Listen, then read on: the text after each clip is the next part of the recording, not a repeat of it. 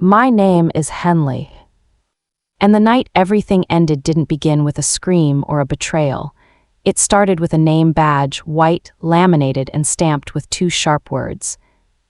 Henley, housekeeper. I stood in the marble lobby of the Pines at G's, a mountain estate tucked high in the foothills above Denver, all steel wealth wrapped in rustic timber. Outside, it smelled of pine and snow. Inside, under chandeliers and hand-tied florals, it smelled like money and cruelty. The girl at the check-in desk didn't meet my eyes as she slid the badge across the counter like it was something rotten. Her fingers flinched when they let go. "Oh, staff entrance is around the back," she said, practiced, polished, taught to smile while humiliating you. My mother-in-law was waiting behind her. Cora, always arriving like a performance, champagne silk clinging to her as if sewn on her skin, spine straight with superiority. She appeared beside me with perfect timing. Her lipstick barely moved as she delivered the line she'd clearly rehearsed. "You're just off tonight, dear. No seat at the table, no plate, family only." Loud enough for everyone around us to hear, exactly the way she'd intended. A circle of wives turned, eyes flicked over me in amusement. The help had broken ranks, perhaps. Seconds later, Lucas arrived behind me, my husband. His tie was loosened already, cheeks flushed from whiskey and back pats. The marble glistened beneath his designer shoes. His gaze landed right on the badge clipped to my dress, then drifted lazily toward the ballroom and to the table where my chair should have been. He laughed. God, that laugh, I used to believe in it, warm, effortless. Like the sound meant something good was coming, like I was safe when he laughed that way, but now I understood, he only did it when he thought he'd won. "Relax, Han," he said, reaching past me to lift someone else's Cabernet. "Food S for family." 5 years of marriage. 3 years of building businesses while he got drunk on fake success. 18 months of silently saving his family's dying company from bankruptcy, because their legacy was more important to him than our future. And I didn't qualify for a chair. Not anymore. I looked at my hand. At the ring he'd chosen, 2 carats, flawless, cold, a symbol he once claimed was proof I was the smartest woman he'd ever known, but it had always been chosen to impress other men, not love me. The metal was hot from my skin as I slid it off. Slowly, deliberately. The light of the chandelier struck it in a dozen places, diamonds sparkling like truth. Then I placed it, one single motion, in the center of the place setting they'd left for my ghost. It made a soft, sharp sound as it landed on the linen. A click so pointed it cut through the music. Then I looked right at him. Eyes steady, voice measured, no rage, just release. "Then I'm no longer yours." And just like that, it was done. His smile collapsed before my eyes, the orchestra's tune faded, conversations choked mid-sentence. 300 of Denver's wealthiest sat in stunned silence, watching in real time as a woman ended 5 years of loyalty with a sentence. And I walked away. No trembling lip, no spectacle. Just the echo of my heels clicking across marble as I moved past candlelit tables, judgmental glances, and whispered gossip already setting like wildfire down the mountain. In the valet lane, the attendant tried to hand me my claim stub. His fingers shook. I just smiled, quiet, small, real, and stepped into my car. The mountain road unfurled before me in black ribbons. Denver glimmered below like a promise I was finally ready to keep. And in that silence, I didn't feel shame. I didn't feel anger. I felt something slicing through me with the clarity of glass. I had finally been released. They thought they'd taken everything, that they'd served me a plate of public humiliation, that they'd pushed me back into place.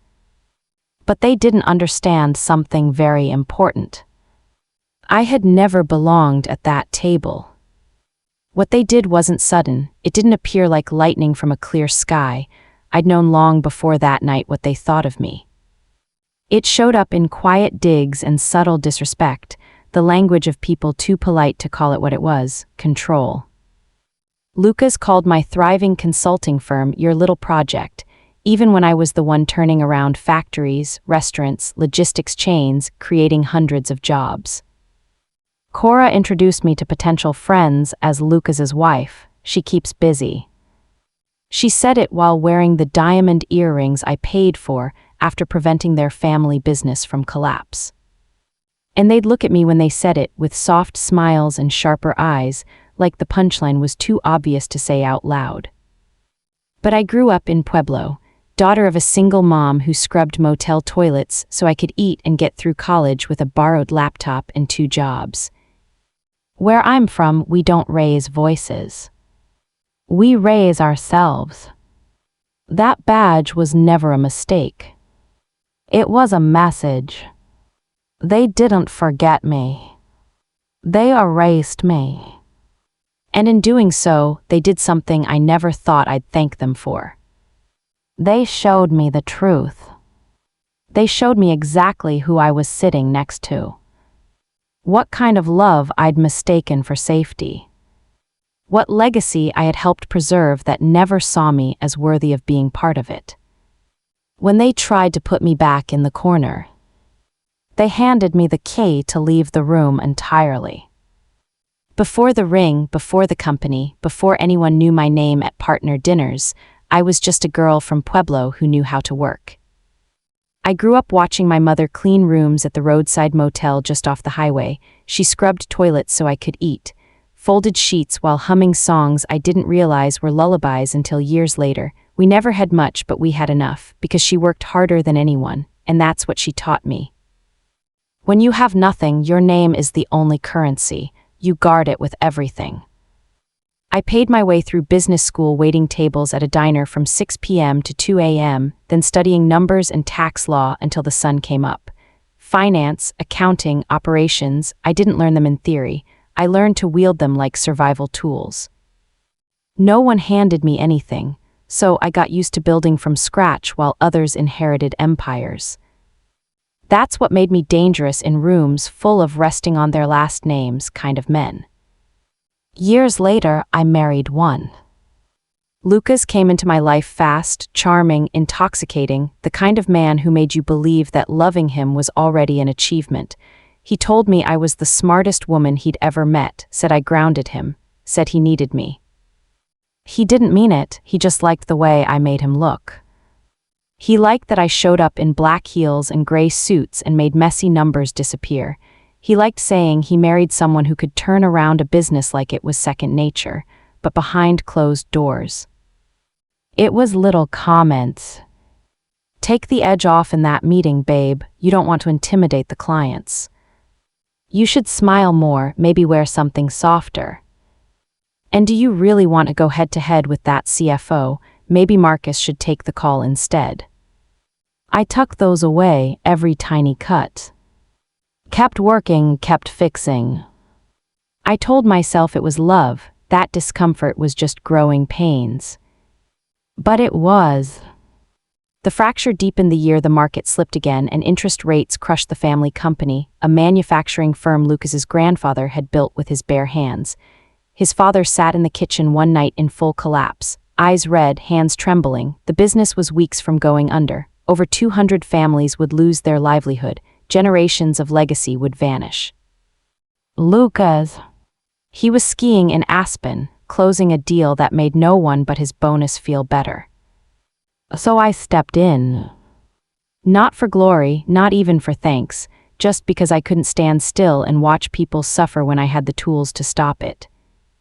16-hour days, spreadsheets and cold calls, labor negotiations and compliance reviews. I restructured debt, renegotiated logistics contracts, liquidated unused assets, and pivoted production until we had a business model worth saving. 18 months of relentless work. I didn't take a dime in salary. The big firms quoted fee proposals that would have bankrupted the company faster. I did it for nearly nothing. And when it finally stabilized, I handed it all back quietly, like a mechanic returning a fixed engine. Lucas never even read the final budget I presented. His father gave him credit. His mother wore new diamonds bought with the money I saved. Lucas looked at me one night and said, "You're amazing, you know. Can you remind me, though, when's my dry cleaning ready?"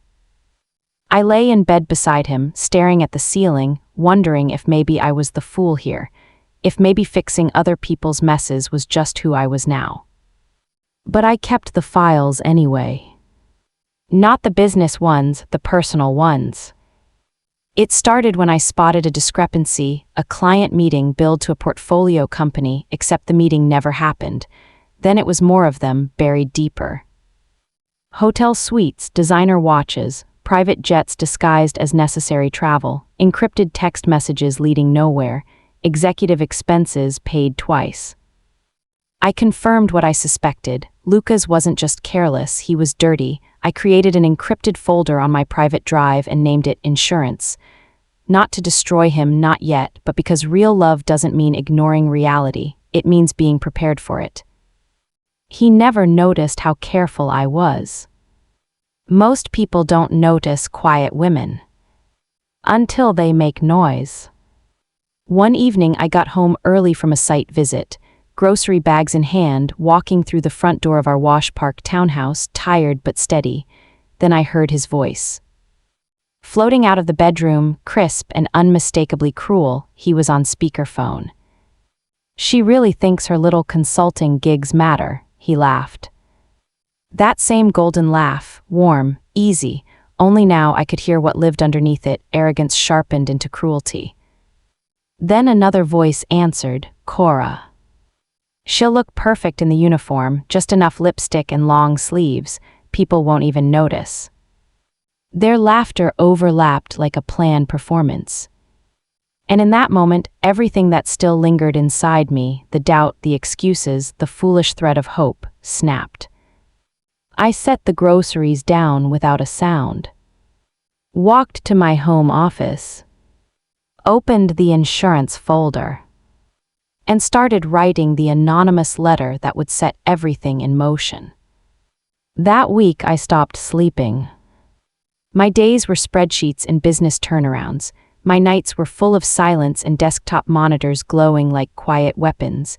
Each file in the insurance folder a chapter of a story no one believed I'd tell. And still, part of me hoped. I hoped he'd see me folding his shirts at midnight and ask me if something was wrong. See the hurt behind my quiet, ask what I needed, mean it. He never did. The night before the party, he came home late. Reeking of someone else's perfume. Dropped his keys in the kitchen and barely looked up when I asked how it went. "Fine," he said. "By the way, don't overdress tomorrow, you don't want to pull focus from Zuri." I stood there in our bedroom doorway, holding a black dress I had chosen days ago, simple, elegant, the kind that could fit both a funeral or a firing. And I felt still, like something inside me had frozen into steel. I wasn't protecting him anymore. I was protecting the part of me that still needed to be validated by people who thought I was disposable. That part of me died that night. And what rose in its place was the woman who never leaves the lights on for men who would rather see her in the dark. The week leading up to the party, I stopped sleeping. My nights were no longer filled with dreams, but open spreadsheet tabs and encrypted folders glowing in the dark. One monitor had balance sheets for a failing brewery in Fort Collins that I was trying to rescue. The other held every piece of evidence it would take to dismantle my husband's career and expose every lie he wore like a tailored suit. I'd sit alone in my home office, a cup of cold coffee beside me, and catch glimpses of myself reflected in the window. A stranger stared back, hollowed eyes, tense jaw, a woman holding herself together with silence, caffeine, and willpower. I still remembered the version of me that used to believe love lived in big gestures, anniversary dinners, weekend getaways, good morning kisses. Now I understood that real love, the kind that lasts, is woven in the small stuff, in walking into a fight with someone, not away, in listening, in noticing. Lucas noticed nothing. Some nights I wandered through the townhouse after he fell asleep. I'd trace my fingers over the things that were supposed to mean something, our wedding photo where he looked at the camera and I looked at him, the watch I'd given him after saving his family's business, the closet full of shirts I still pressed just the way he liked. I used to believe a well-folded collar could say, "I love you." But they were just rituals left over from a life I'd already packed away somewhere inside myself. And somewhere along the way, between business meetings he forgot to ask about and dinners where I smiled through invisible bruises, I stopped asking him to see me at all. I just hoped for less pain when he didn't. I cried in the shower, quietly, strategically. I didn't want him to hear. I cried for the girl from Pueblo who thought love meant peace. For the woman who saved jobs and companies, only to be told she wasn't enough for a chair at her own family's table. For every version of me that stayed longer than she should have, just to prove she was good. But the final crack didn't come in the deep hours of those lonely nights. It came like a whisper. The day before the party, I walked in carrying a stack of dry cleaning and stir-fry takeout. Lucas was in the bedroom, pacing, talking on speakerphone. I stopped on the stairwell when I heard my name. "She still thinks I married her because she's smart," he said, laughing. That same laugh, the silky one he used with investors and waiters, and apparently his inner circle. Her little consulting gigs, she really believes she built something. Then I heard Cora. "Oh, honey, she built the illusion, you built the life." God, the glee in her voice. And then Lucas again. "She'll wear the badge. Zuri thinks it's too cruel, but personally, I think it's finally time Henley understood the difference between real money and playing house." They laughed like it was comical, like choreographing my public humiliation was a family joke, like I was a child who had wandered into a castle and needed to be taught her place.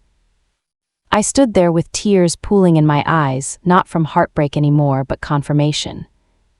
I walked into my office, sat down without removing my coat, opened the insurance folder. The lies, the fraud, the theft, all documented in high enough detail to make regulators foam at the mouth. From investor funds rerouted through dummy expenses to bank statements that doubled as personal piggy banks. This wasn't just misconduct. It was jail-worthy. I had recorded audio, screenshots, emails, photos of receipts, copies of account routing paths, the sweetheart gifts Lucas billed to a tech startup's training budget, including a suite that reeked of Chanel No. 5 and not mine. All cataloged, all time-stamped, all ready. I attached the last files. Hands steady, heart quiet. I wasn't doing this because I was angry. That would have made it about emotion. Rage is hot, loud, messy. I was doing this because I was done. Finished. Resolved. There's a dignity in knowing where your line is. And even more in knowing when to stop pretending it hasn't been crossed. The next morning, I didn't eat. I stood in front of my closet and chose the kind of outfit that told multiple truths at once. A black dress, simple, striking, intentional, the kind of dress that could be worn to a celebration. Or to a funeral. Lucas didn't even look up as I walked down the stairs. He scrolled through his phone, smirking at something on the screen. "Don't overdress," he said. "It's Zuri's night, try not to pull focus." That was his final sentence to me as a husband. And maybe that's what broke whatever was left. The drive to the Pines was quiet, just me, the winding road, and the weightlessness of knowing something no one else did. That before dessert was served that night, the people who orchestrated my downfall would be too busy watching their own fall to notice they'd lost control of the room. By the time I reached the top of the hill, the gears were already turning.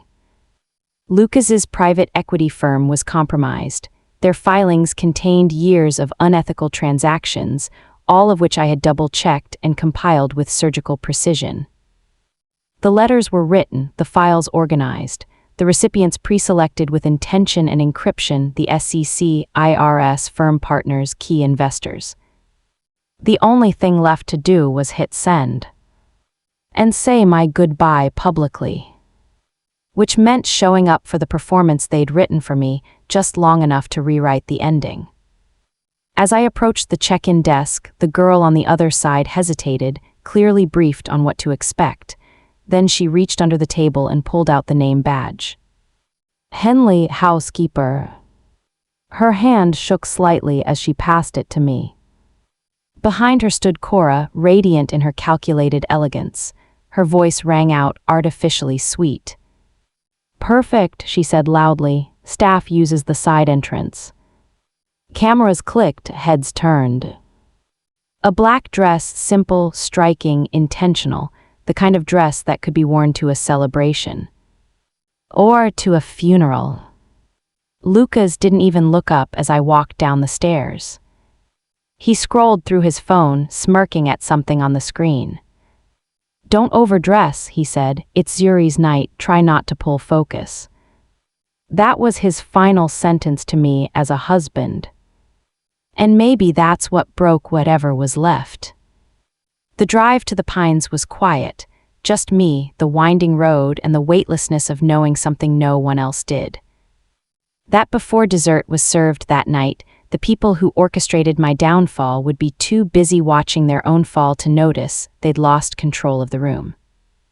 By the time I reached the top of the hill, the gears were already turning. Lucas's private equity firm was compromised.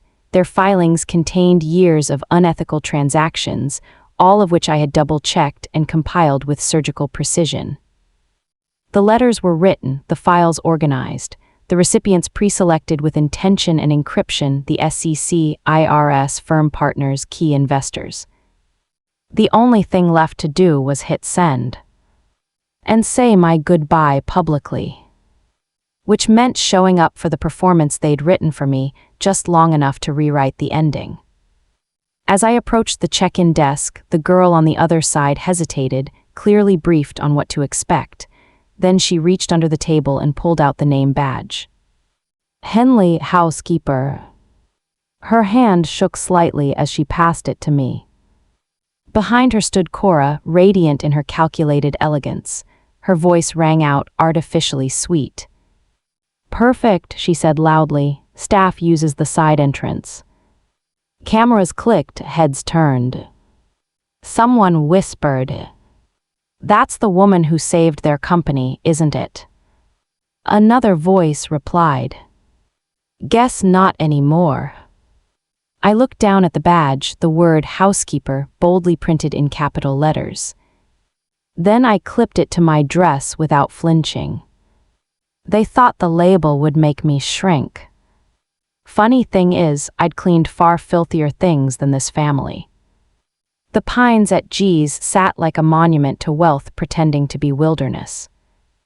Glass, dark wood, cold stone, expensive things meant to say we're grounded in the most performative way possible. That night the valet line stretched with white-gloved drivers parking Bentleys and matte black Range Rovers. The mountain air was crisp and dry, heavy with perfume and quiet cruelty. Inside, the ballroom glowed with golden light and polite applause. A trio of violins played something classical enough to sound exclusive. Everyone was where they belonged or thought they were. I arrived alone. By design. Lucas had left 3 hours earlier for drinks with the guys, which meant I had the gift of silence on the drive uphill. Just me in the black dress they hadn't expected me to wear. The satin moved against my body like memory, elegant, controlled, the kind of fabric that didn't need sequins to be remembered. At the entrance, the event staff hesitated, then offered a badge. Henley, housekeeper. The same words they'd murmured and laughed about on speakerphone, the same words I'd printed and framed in my mind days before. From across the lobby, Cora beamed, as if humiliation was a family heirloom she was proud to pass down. She tilted her head and said brightly, "Staff use the side entrance, dear." Just loud enough. Phones lifted, heads turned. I didn't flinch. I clipped the badge onto my dress, smiled serene and deadly, and walked past her. Our family's table was staged like a weapon. Front and center, 8 place settings, 7 chairs.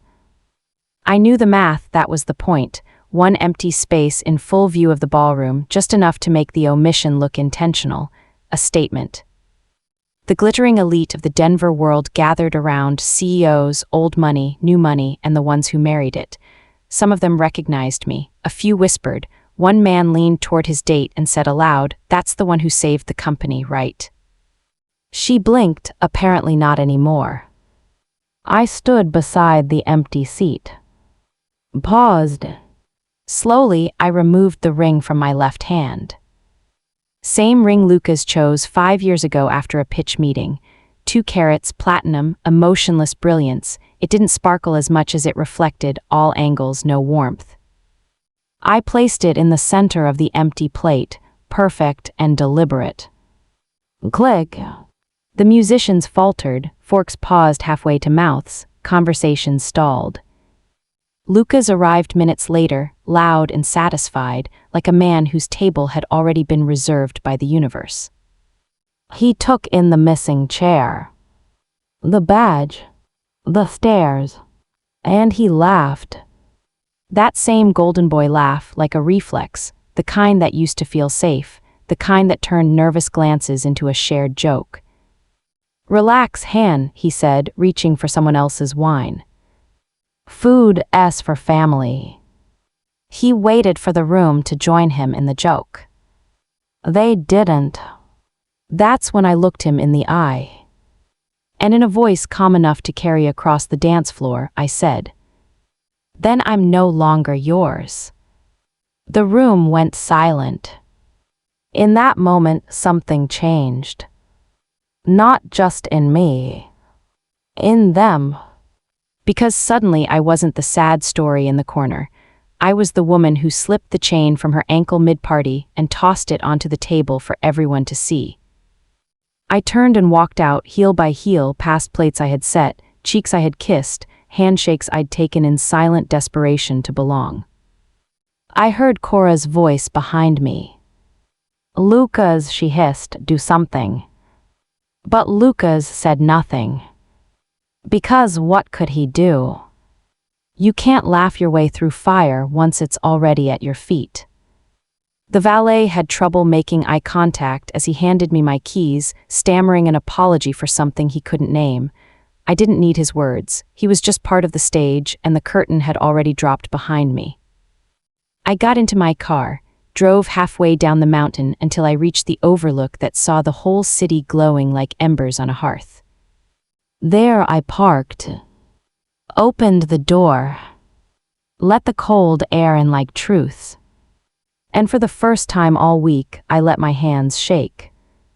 Not from fear, from relief.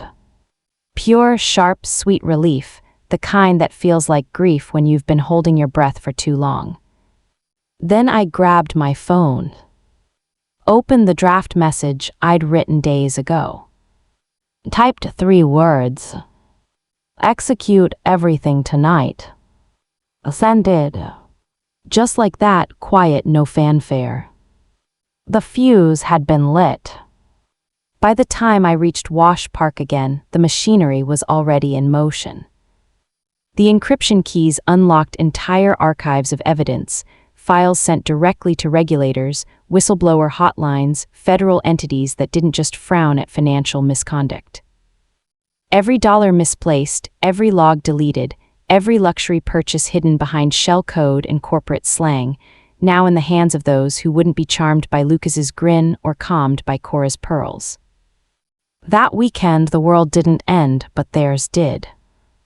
By Monday morning, the partners at Lucas's firm held an emergency meeting. He wasn't invited. Investor relationships frayed, 2 lawsuits were filed before lunch, 3 major clients pulled out by dinner. Lucas thought charm could outlast evidence. It didn't. His name was removed from the company website by the end of the week. His assets were frozen, his private accounts flagged. I didn't gloat, I didn't need to. The truth is its own reckoning. It didn't take long for the dominoes to reach Cora's empire. The Greenwood Village estate had been leveraged to fund her lifestyle while pretending her liabilities didn't exist. With investigations mounting, the banks came first, then public opinion. The club canceled her membership pending review, the designer boutique stopped extending credit, her so-called friends stopped taking calls. The woman who had once ruled garden luncheons with a smile sharper than a blade was now just another headline the society pages barely glanced at. I didn't track where she went after that. Because I didn't need to. Some collapses don't need an audience. Just gravity. Months later, on a morning draped in white snow and soft light, I sat in my new office downtown. The windows overlooked Loudoun, Denver's beating heart. Below, the streets shimmered under a fresh storm. Inside, the air was still, peaceful. The kind of quiet that doesn't signal exhaustion, but arrival. I was reviewing a pitch deck for a logistics startup in Detroit when the knock came. Zuri stood in the doorway. No entourage. No camera-ready hairstyle. No ring. Just her, my sister-in-law, in a wool coat, with 2 cups of coffee in her cold hands and eyes that had finally learned how to look straight into yours without blinking. I left them, she said. There was no hesitation, no drama, just truth crystal clear. She stepped into the room and handed me one of the cups. I nodded toward the sofa, but we both ended up sitting on the floor with our backs against the wall and hopes too new to trust furniture. The company Connor invested in, she said, blowing on her drink, collapsed the week after the party. Bots, fake data, partner fraud. It was rotten top to bottom, but no one bothered to look until you lit that match. I said nothing. The silence between us wasn't heavy anymore. It was waiting. My mom tried to convince me to stay engaged for appearances, told me a broken engagement would reflect badly on the family name. Zuri laughed just once, not out of humor, out of disbelief at the version of herself who once tolerated that sentiment. They loved the way I looked in photos, she continued, but none of them asked if I was okay. I turned my head to her. She turned to me. I chose the wrong family, she said. I want to choose the right one now. I didn't cry when she said it. I just reached for her hand. And held on. That was the day I realized I'd saved businesses, marriages, reputations, but for once I was building something that might just save me too. Nexus Advisory grew faster than I ever imagined. People thought I built it on revenge. They were wrong. I built it on truth.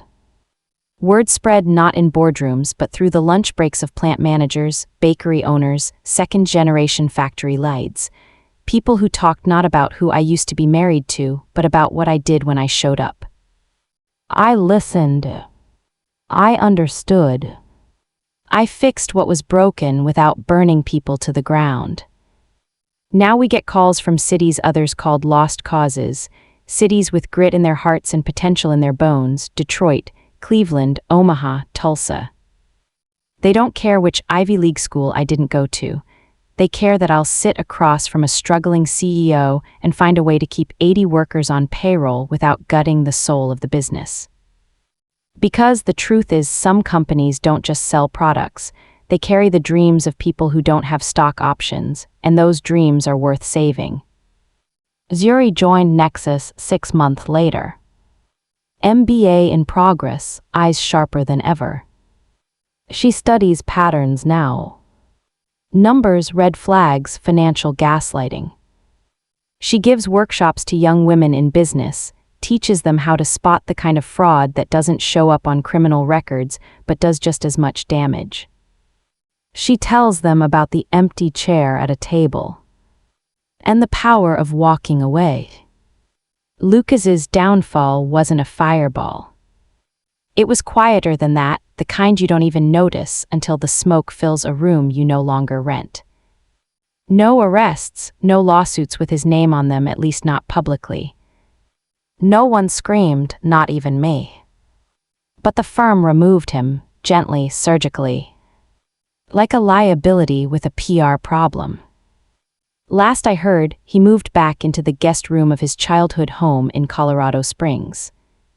Somewhere buried deep behind his arrogance, he knows. I was the one thing he couldn't spin. He sent a letter a few months ago, forwarded through the old townhouse address. Just a few lines. Regret without ownership, a ghost of apology, the kind that isn't meant for reconciliation, only for easing his own conscience. I read it once, folded it nightly, dropped it in the trash without replying. Cora fell harder. You don't notice how many people are holding you up until they stop answering your calls. The house in Greenwood Village is gone. So is the club membership, the diamond tennis collection, and the caterer who once called her Mrs. Greenwood behind her back like a royal title. Where she ended up, I don't know. I stopped keeping track. Some people burn everything down trying to stay warm. I just let them freeze themselves out. My new office is modest by choice, concrete floors, wide windows, art by local artists. The walls tell real stories, not legacy branding. In the hallway, between my degree and the first check I ever received from a consulting client, hangs a frame. Inside it is a white badge. Black letters. Henley Housekeeper. Clients see it and always ask. It's my favorite moment every time. Because I get to tell them. They tried to tell me where I belong. They were right. Just not in the way they meant. I belong at this table, the one I built. Not one I was barely allowed a seat at. Not one I had to shrink at, apologize at, prove myself at over and over again. At this table, people don't have to fold themselves in half so others can feel whole. At this table, we tell the truth, do the work, and build legacies that don't require silence to survive. Sometimes I walk the halls at night after the last lights shut off. The building is quiet, the city drapes itself under snow glow outside. I pause beneath that framed badge.